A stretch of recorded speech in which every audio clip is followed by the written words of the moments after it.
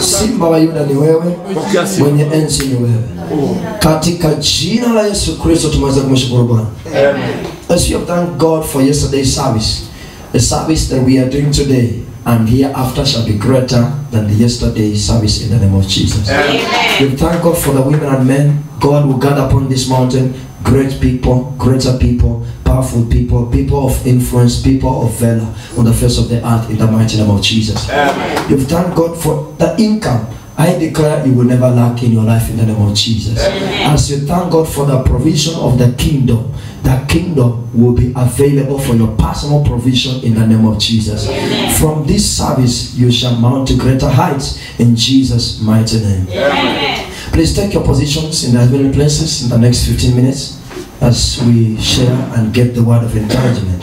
Tunashiriki neno la Bwana kutoka maandiko ya Kolosai sura ya kwanza mstari mdogo wa 12 hadi 13. Tunaposonga, we'll be gathering more scriptures for the same just before we come to the closure of the service. Colossians chapter number 1, verse number 12 to verse number 13. I'm reading from the King James Version translation. The Bible says, giving thanks unto the Father, which hath made us meet to be partakers of the inheritance of the saints in light.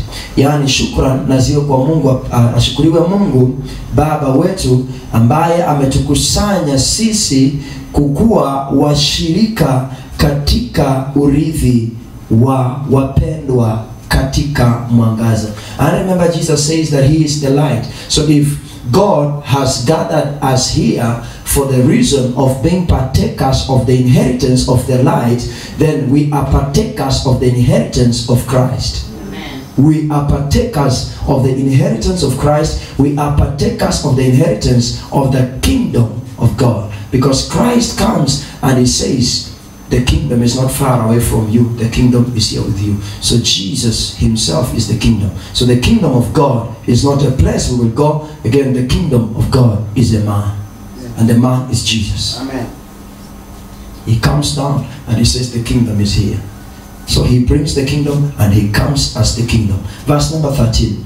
Who hath delivered us from the power of darkness and hath translated us into the kingdom of his dear Son. Who has done what? Has delivered us. From what? From the power of darkness. Are you reading your Bible with me? Who has done what? Who has delivered us from the power? From the power of darkness. And hath translated, he delivered you and he didn't leave you delivered. He delivered you and translated you. Translation, in other words, if we take it practically, when we preach in English and someone changes the language to Swahili, it doesn't change the meaning of the word, but it changes the language. So God has delivered you. You are still freed, but translated into a new version. A new version of God's blessing. A new version of God's victory. You stand better, yani you even get understood better. And God translates you not because you are in a bad shape, but he translates you for betterment. He translates you for goodness over your life. And I have an interest in the statement, God who hath delivered you from powers of darkness and has translated you, glory be to God, into the kingdom of his dear Son. Translation may also mean a transfer. Translation may also mean a transfer. Because when we are translating from one language to another language, we are transferring the language. We are taking these words from this language and transfer them to another language. That means if you are not well positioned, God delivers you and he repositions you. Amen. He puts you in the right place that he wants you to be. Amen. So God, thanks be to God who has assembled us here together so that we can be partakers of the inheritance of the Son. And at the same time, verse number 13, Colossians 1:13 says, He has delivered us. Is there a different translation? Please read for me a different translation. Mine is King James. So apart from King James, soma hiyo yako. Acha kuniangalia ni kama uko kwa. From the power of darkness and brought us safe into the kingdom of His dear Son. Verse 13, He did what? He rescued us from the power of darkness. He rescued us. I love this. Mine says, and who had delivered us. Yani ni kitu ilipita. It's not happening today.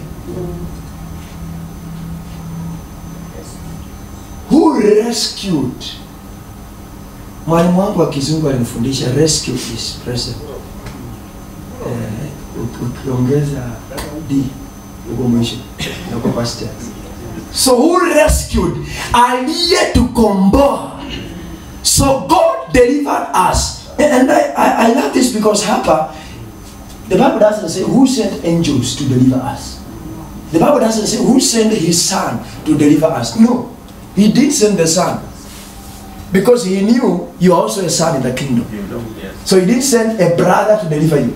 The Father Himself came to deliver the Son. The Father Himself came to set free the daughter. Amen. The Father Himself, because He knew if He sends a son is a brother. That's why we are heirs together with Christ. He is the firstborn. And wengine sisi tuko tu hapo nyuma kwa laini. He is the firstborn of our Lord. But we come there after the firstborn.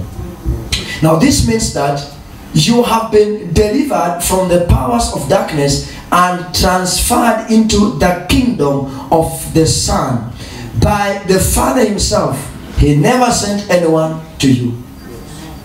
Yani Mungu alikukomboa. Just know that you were delivered long time ago and God saw the need and your importance and the value of your soul, and He chose not to send someone, but He came Himself to deliver you. Amen. There is a song kwa Kikuyu inasemanga usitumane kuja mwenyewe. Nilikuwa nasikia hiyo wimbo inaimba mahali nikasikia ni kama this song has a message. Explain to me, Ebu. Inasemaje? Wakaniambia huyu jamaa anasema Mungu mahali nimefika usitumane hata na malaika, siwataki. Mahali nimefika wewe mwenyewe shuka. Shuka. Yaani amechoka mpaka anasema shuka ama uache. Kuna mahali, kuna kona unaweza fika useme hapa kuja tu mwenyewe. Kwa sababu ukituma mtu mtafukuza. Ile uchungu niko nayo na watu, kile wachungaji wamenifanya, ukituma pastor hapa nitafukuza.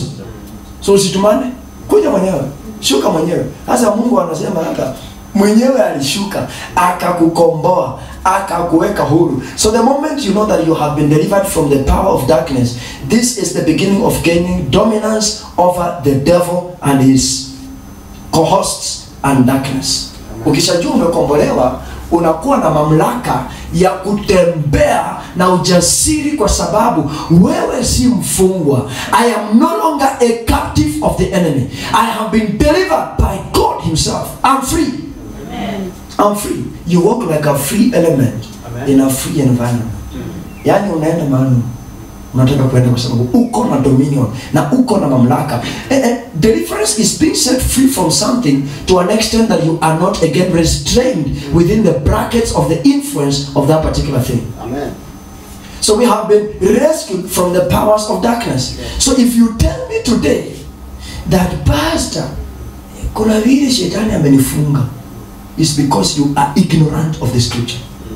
You are ignorant of the knowledge of God. The devil has no authority over your life because God came by Himself. He appeared and set you free. So today you live in the freedom of God. Amen. The freedom of God. You don't live as a captive. I'm no longer a captive of the enemy. Yani mimi nishakombolewa, niko huru na hubiri injili leo hii, maana niko huru ndani ya Bwana. So getting this understanding that you are not bound by the chains of the enemy gives you the confidence to function and operate fully in the kingdom of God. Ukishajua umewekwa huru, inakupatia mamlaka na understanding ya kufanya kazi katika ufalme wa Bwana ukiwa na confidence ya kwamba niko huru. I'm free. Bible says it should be Isaiah. Is it 61? And the Spirit of the Lord is upon me. The Lord has anointed me to preach the gospel of good news. That's the good news to the lost. To preach good tidings, to set the captives free. How, if you are a captive, how can you set other captives free? It's not possible. So if God has anointed you, He has delivered you for the purpose of preaching the gospel, the good news, and setting the captives free.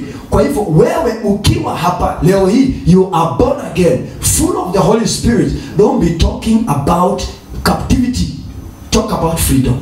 I am free. Amen. And I've been sent to set the captives free, because God has anointed me for the purpose of preaching the good tidings to them and setting them free. Amen. From their captivity. Amen. Those who are bound, to loose them and let them go. Amen.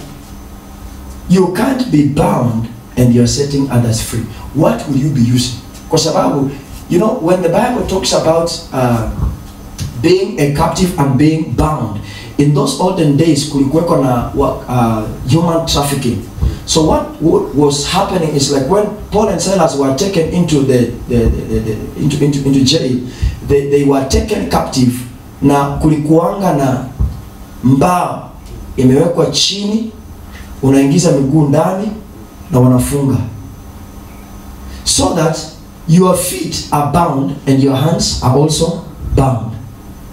If you are a captive, in the definition of the Bible, you are helpless and you can't do anything. Yes. So if the devil has taken you captive, you will not be able to set anyone free, because you are helpless. Huwezi tembea, huwezi simama, unakaa, kunyorosha miguu, umefungiwa miguu, umefungiwa mikono.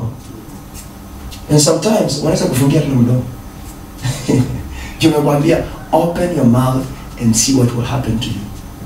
Unakaa haujawekewa zote kwa mdomo, lakini maneno aliambiwa iko kwa akili, haiwezi kuruhusu ufungue mdomo. You are a captive, bound everywhere. The only thing they have left you with is oxygen. Upumue tu, lakini you can't say anything. Usitoe sauti hapa. So we have been set free, and God has set us free. God Himself has set us free. Let's look at Proverbs 23 verse number 7. So when you get this understanding that you are not bound by the chains of the enemy, this gives you the confidence to function and operate fully in the kingdom of heaven. You operate fully in the kingdom of heaven. Proverbs 23 verse number 7. Whatsoever thing a man thinketh, so is he. He says, come and eat, but his heart is not there with you on that table. Now if you are thinking that you are a captive, so you are. There's no secret. There's no story thereafter. So the mentality of slavery is what is killing most of us. We believe that we have been bewitched, and so we are. Yani umeamini umerogwa, kwa hivyo umerogwa. Hata kama hujarogwa, umerogwa. Unachukua pesa kwa duka, maybe you go to the shop, do your shopping, unaweka change kwa mfuko, unakaa kwa pikipiki, pesa inatoka inaanguka, waliniroga. Wewe ndio uliweka kwa mfuko ambayo is short, na umekaa kwa pikipiki, umeinua miguu juu, lazima tufanye nini? Lazima tuanguke. Lazima itaanguka. There is nothing else you can do. Like someone was telling me, you know, the other Sunday, wakati tulikuwa tunaimba, the amplifier was overloaded na sauti. And those of you who understand issues to do with the technical work of instruments and this stuff, you understand that if the load is too much, the machine has a thermostat. So what happens is that it goes off, then it comes back on, to avoid blowing. And then someone was telling me, Pastor, unajua last Sunday watu walikuja hapa kuimba, hawakuwa watakatifu. Ndio maana wakati walianza kuimba, mitambo inazima tu.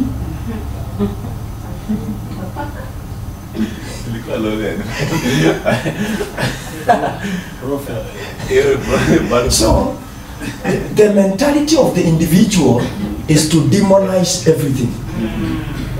Ana-demonize kila kitu. Ana hawakutubu vizuri. Na suriana pastor wakati walianza kuhubiri haikusumbua hapa tena. I'm one person that I don't shout too much on the microphone. Like I'm talking to you, my microphone is far away. Hakuna kelele. Yani we are talking to each other. So there is no overload. Even if I talk for 3 days, there is no overload there. But there are people, you give them this microphone, utafunga masikio. Utafunga masikio hapa na okay. There are times when that happens. But then, if your mentality is telling you that you are bewitched, when anything happens, ukichukua kwa barabara, hiyo umeniroga tu. Umeniroga. Na ndio maana nimeamka asubuhi. Kapata mavi hapo kwa mlango. Umeniroga tu. Hii ni uchawi. Nimeamka asubuhi nimeona kitu hapo kwa mlango. Hiyo karatasi hapo kwa mlango ilikuwa ya nini? You begin now to associate things. You become a victim of circumstances.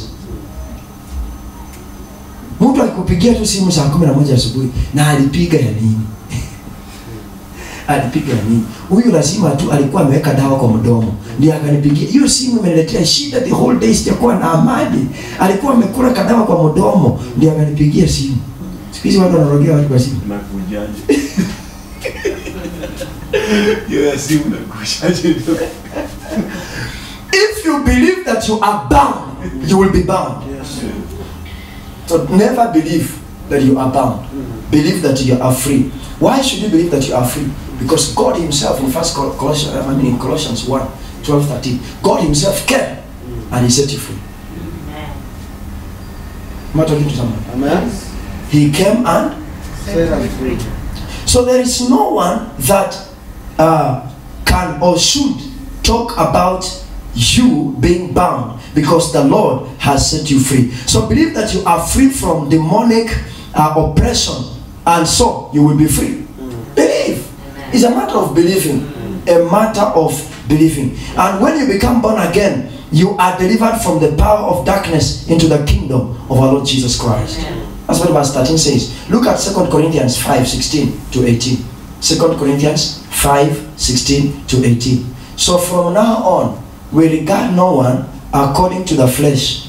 Why? Although once regarded Christ in this way, we do so no longer. As from when? Now. And as from now is the moment of receiving salvation in Christ. As from this moment of acknowledging Jesus, receiving Him inside your life as your Savior. Look at verse number 17. Therefore, if anyone is in Christ, he is a new creation. The old has passed away. Behold, the new has come. Verse number 18. All this is from God, who reconciled us to Himself through Christ and gave us the ministry of reconciliation.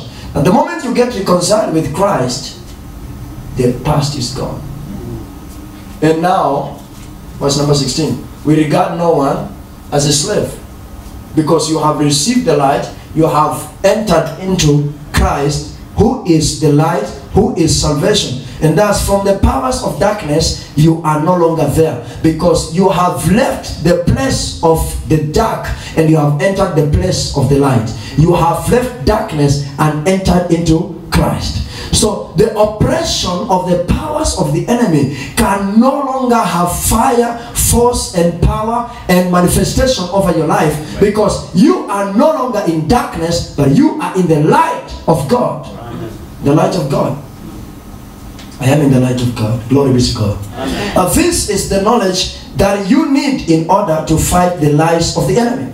You need to know that you have received Christ and the old is gone. You are now a new creation. That is what it means by this translation.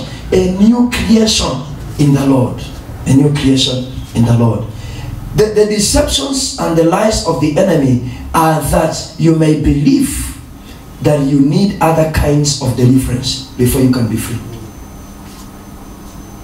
The lies of the devil. they make you think and feel like you need other kama Mungu mwenyewe ashanikomboa. Sasa nani anakuja kunikomboa zaidi ya Mungu? Na ananikomboa kutokana na nini kwanza? Kama Mungu mwenyewe ashanikomboa kutokana na mamlaka ya giza.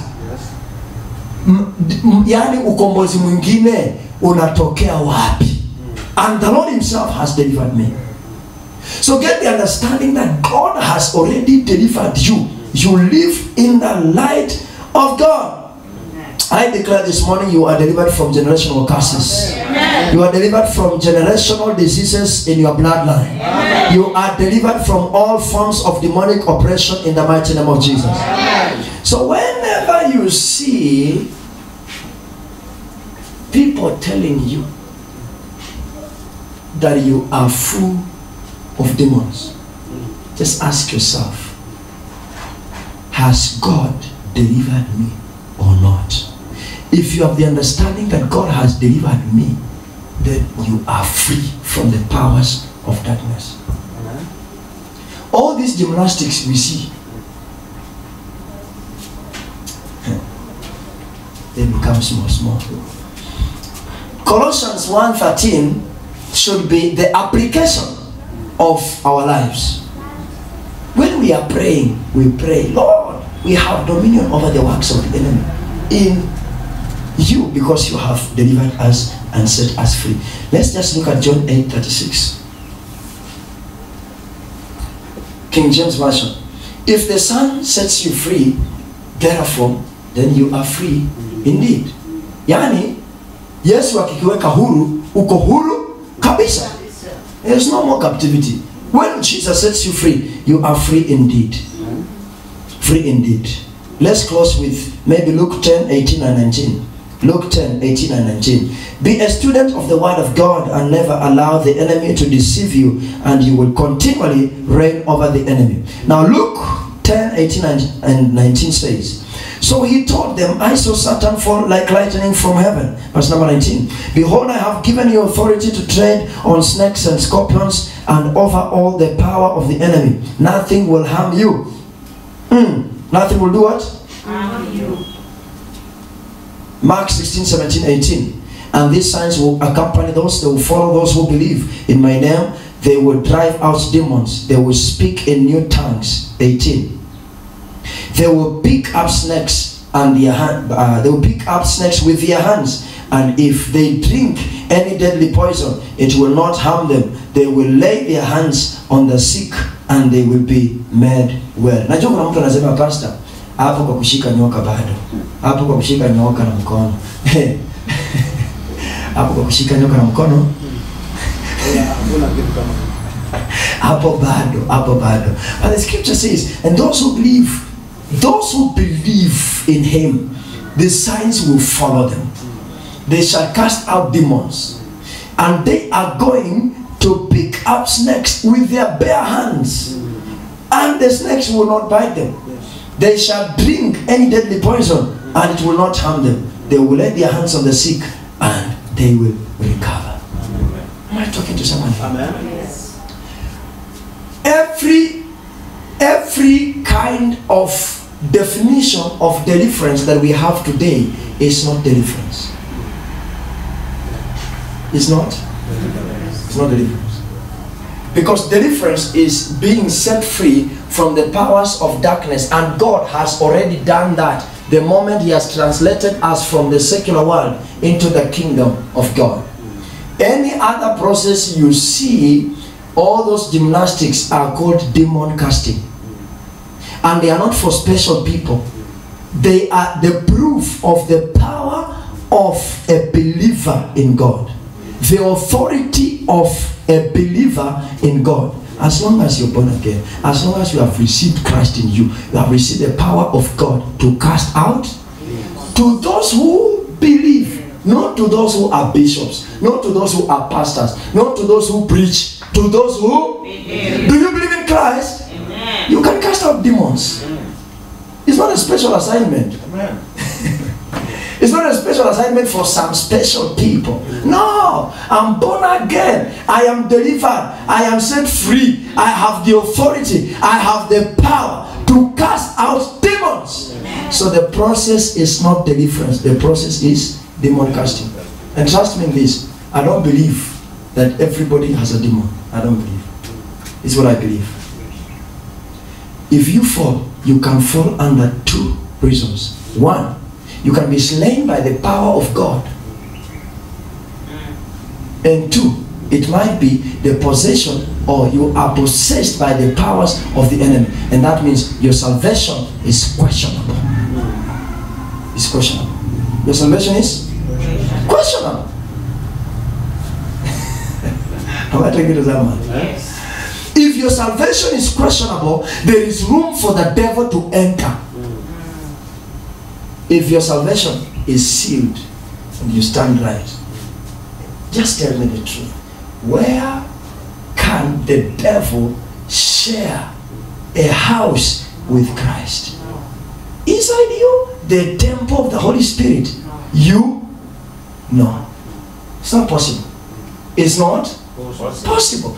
There is something wrong about your salvation. There is something wrong about your Christianity. That is why demons dwell inside you. Tunafukuza leo, kesho tunakuja hiko. Atiwe nani? Wewe. Takana uokoke. Drama hiyo. Unataka kufanya nini? Mimi ni wazi, mimi ni wazi. Sasa zingine nasikianga kushika mtu nipige kofi. Ulipotezea muda hapa. Yes. The Lord has commissioned us to preach good tidings. And now, those that are in the captivity, we are supposed to set them free.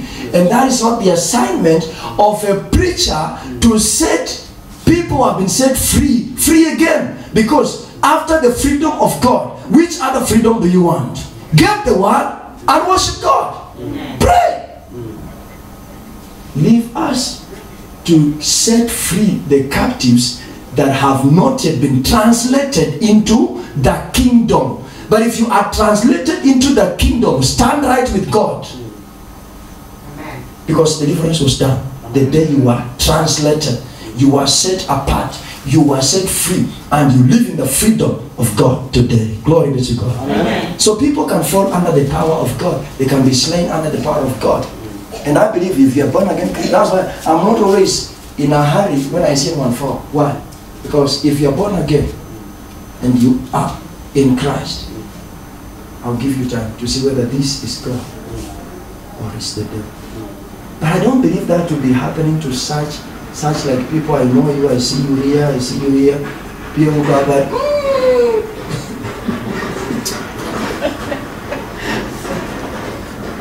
ati mko wangapi? Ati si ni Benadi. Ndugu, umeokoka? Ndugu, umeokoka? Uko na Illuminati ndani. Yesu wako wapi?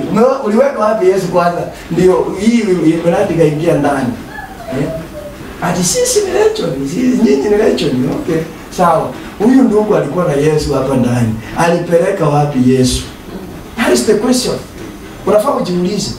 If this is the devil inside me, where is Christ? Then you are very much far away from him. Yes.